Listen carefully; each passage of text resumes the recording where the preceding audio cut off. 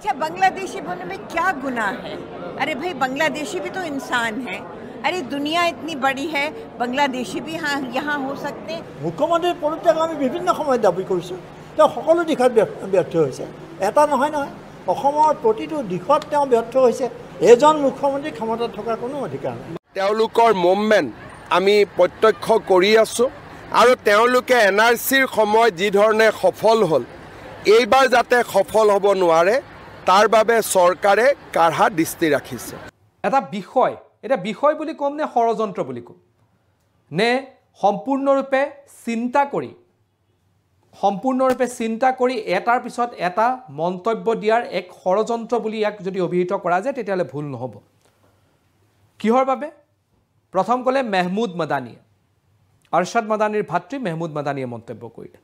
তাৰপাছত এগৰাকী মহিলা, ভদ্ৰ মহিলা আহিলে দিল্লীৰ পৰা, আৰু কালি তেওঁ আহি বাংলাদেশীৰ সমৰ্থনত অসমত কথা কৈ গ'ল আৰু ক'লে যে মানুহ য'তে ত'তে থাকিব পাৰে, বাংলাদেশী হ'ল কি হ'ল, তেওঁলোকোতো মানুহ, তেওঁলোকে অসমীয়া জাতিৰ অস্তিত্বক বিপদাপন্ন কৰা নাই, এনেধৰণৰ মন্তব্য দি থৈ গ'ল।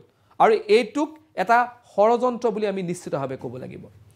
এই ষড়যন্ত্ৰটো কেৱল আপোনালোকে নাভাবিব যে মেহমুদ মাদানী বা এই দিল্লীৰ জামিয়া মিলিয়াৰ পৰা অহা এই ভদ্ৰ মহিলাগৰাকীয়ে যি মন্তব্য কৰিছে সেয়া ষড়যন্ত্ৰ নহয়। এই ষড়যন্ত্ৰৰ বীজ দিছিলে 1936ত সৈয়দ সাদুল্লাৰ চৰকাৰৰ দিনৰ পৰা, য'ত গ্ৰ' মোৰ ফুড পলিচিক লৈ অসমলৈ অনা হৈছিল বহু লোকক, আৰু তেওঁলোকে পাকিস্তানৰ লগত অসমক মিলোৱাৰ যি ষড়যন্ত্ৰ 1936ত আৰম্ভ কৰিছিল মহম্মদ সাদুল্লাৰ দিনৰ পৰা, সেই ষড়যন্ত্ৰৰ অংশ হিচাপে এতিয়া বিগত 24 ঘণ্টা বা 48 ঘণ্টা বা 72 ঘণ্টা যিসমূহ মন্তব্য আমি দিল্লীৰ একাংশ লবিৰ পৰা শুনি আছোঁ, সেয়া তাৰে এটা পৰিণাম, তাৰে এটা সিকুৱেল বুলিও যদি কোৱা যায় ভুল নহ'ব। সেই ভদ্ৰ মহিলাগৰাকীক মই উত্তৰ দিব বিচাৰিছোঁ, মই প্ৰশ্ন কৰিব বিচাৰিছোঁ, তেওঁক ক'ব বিচাৰিছোঁ, অসমীয়া ইমান দুৰ্বল নহয়।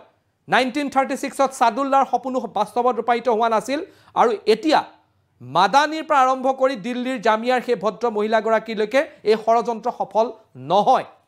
অসমীয়া ইমান দুৰ্বল নহয় যে দিল্লীৰ পৰা অহা কিছু লোকে বা দিল্লীত বহি জমিয়ত উলেমা হিন্দৰ কিছু মানুহে বহি কথা কৈ থাকিব আৰু অসমীয়াই সেইখিনি কথা শুনি সেই ধৰণেই চলি থাকিব।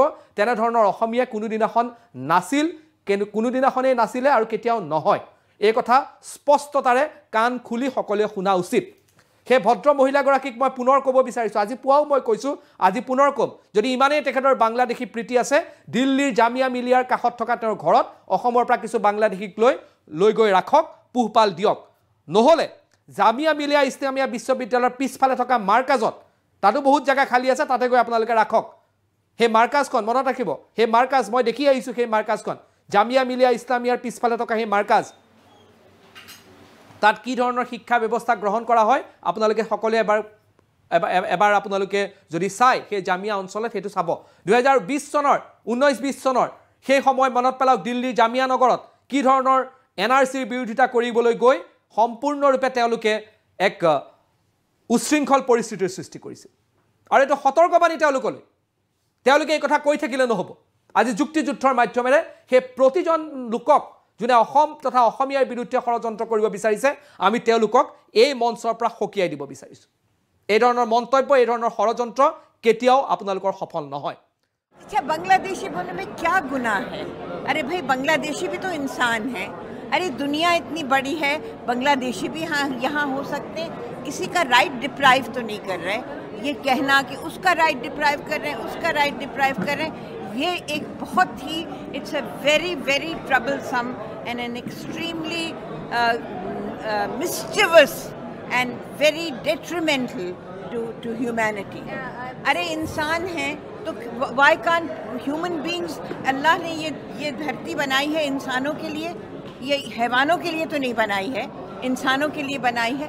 अरे एक इंसान अगर एक ज़मीन पे खड़ा है तो उसको इतनी बुरी तरह से उसको खदेड़ के, और जो मेरे तो एरिया में, मैं तो जामिया मिलिया इस्लामिया में रहती हूँ, वहाँ दिल्ली में मेरे यहाँ बिल्कुल यही तोड़ फोड़ इविक्शन हो रहे हैं। बिल्कुल ये जो ग्वालपाड़ा में हो रहा है वो जामिया में हो रहा है। यानी एक तरह से एक क़यामत है मुसलमानों पे। তো এনেধৰণৰ ৰিপ্ৰেছিভ মেজাৰ সদায় লৈ থাকিব। সেইকাৰণে আমি ইয়াত আজি প্ৰতিবাদ কৰিবলৈ বাধ্য হৈছোঁ।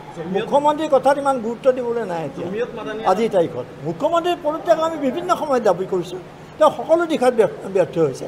এটা নহয় অসমৰ প্ৰতিটো দিশত তেওঁ ব্যৰ্থ হৈছে।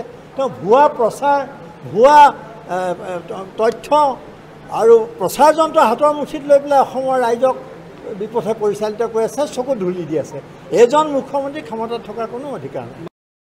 যোৱাকালিৰ পৰা অসমত অশান্তি বিয়পাবলৈ কেইজনমান বিশেষ ব্যক্তিয়ে গোটেই অসমখনত ভ্ৰমণ কৰি আছে। আমাৰ হৰ্ষ মণ্ডল আৰু প্ৰশান্ত ভূষণ তেওঁলোকে অসমৰ বিভিন্ন স্থানত গৈছে যোৱাকালিৰ পৰা। আৰু আন এটা গ্ৰুপ এই ধৰণৰ ব্যক্তিৰে আন এটা গ্ৰুপ জহাৰ চিৰকাৰ আৰু ৱাজেদ হবিবুল্লাহ, ফায়াজ শ্বাহিন এই ধৰণৰ ব্যক্তিসকলে যোৱাকালিৰ পৰাও নামনি অসমৰ বিভিন্ন জিলাত ভ্ৰমণ কৰি আছে। তেওঁলোকে কেৱল সংখ্যালঘু সম্প্ৰদায়ৰ নেতাসকলক লগ পাইছে, জামাতি ইছলামিক লগ পাইছে।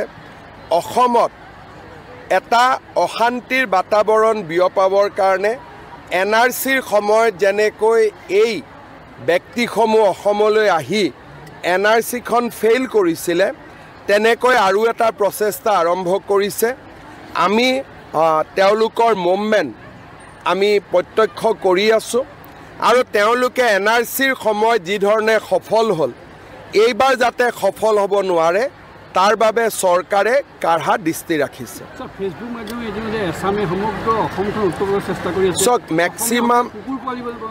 মেক্সিমাম এই ফেচবুক একাউণ্টবিলাক পাকিস্তান আৰু বাংলাদেশৰ। আপোনালোকে যদি ফেচবুক একাউণ্টবিলাক চাই, ইয়াৰ অৰিজিন বাংলাদেশ আৰু পাকিস্তানৰ। অসমত কংগ্ৰেছ, জামাতি ইছলামী হিন্দ, প্ৰশান্ত ভূষণ, হৰ্ষ মণ্ডলৰ দৰে ইণ্টেলেকচুৱেল আৰু বাংলাদেশ পাকিস্তানৰ পৰা কিছু এলিমেণ্ট বহুত বেছি সক্ৰিয় হৈ আছে অসমখনক দুৰ্বল কৰিবৰ বাবে। আমি সকলো অসমীয়া আৰু ভাৰতীয় একত্ৰিত হৈ থাকিব লাগিব যাতে এই ষড়যন্ত্ৰ আমি বিফল কৰিব পাৰোঁ।